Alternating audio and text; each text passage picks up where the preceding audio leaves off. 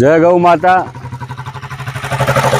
કચ્છની અંદર હાલ ગાયોની હાલત આપણે જોઈએ છીએ કે દિવસે દિવસે દયનીય થતી જાય છે, કારણ કે ગૌચર જમીનો જે છે, ગૌચર જમીનો આપણી પાસે અત્યારે બચી નથી।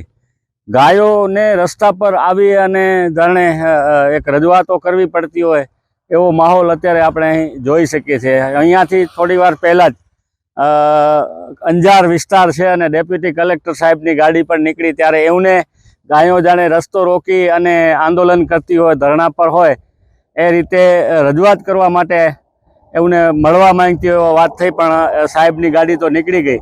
અને આ રીતે જે સરકાર છે એ પણ માત્ર મોટી મોટી વાતો કરે છે ગાયો માટેની, ગૌચર માટેની, અને સુપ્રીમ કોર્ટની સીધી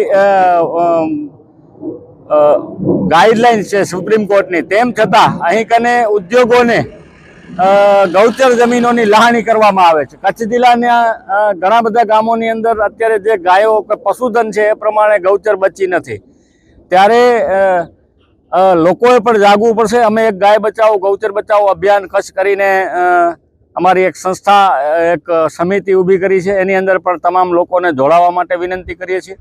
અને ગૌચર જમીનો જે લોકોને જે લહાણી કરવામાં આવી રહી છે, ઉદ્યોગોને લહાણી કરવામાં આવી રહી છે, જેન કેન પ્રકારે એના પર દબાણો થયા છે, એ પણ કલેક્ટર સાહેબને અમે વિનંતી કરી છે અને સરકારશ્રીને પણ વિનંતી કરી છે કે કચ્છની જે ગૌચર જમીનો છે, જે તલાટીને ગ્રામ પંચાયત પાસે આની માપણી નથી કે ગૌચર જમીન ક્યાં આવેલી છે। ગૌચર હોય, સાથળીની જમીન હોય, વન્યની જમીન હોય, એ જંગલની જમીન હોય, અલગ અલગ પ્રકારની જે જમીનો છે, જમીનોના પ્રકાર પ્રમાણે ત્યાં કને એની માપણીઓ નથી થઈ, એ માપણી સીટમાં બેસેલી નથી, અને ડીએલઆરના જેટલા ભરવાના પૈસા પણ ઘણી બધી ગ્રામ પંચાયતો પાસે નથી। તો આની માપણી કરાવી જે પશુધન છે, પશુધન પ્રમાણે ગૌચર જમીનનો નિયમ કરી દેવામાં આવે અને ત્યાં ગૌ અભયારણ્યો બનાવવામાં આવે એવી અમારી માંગણી છે।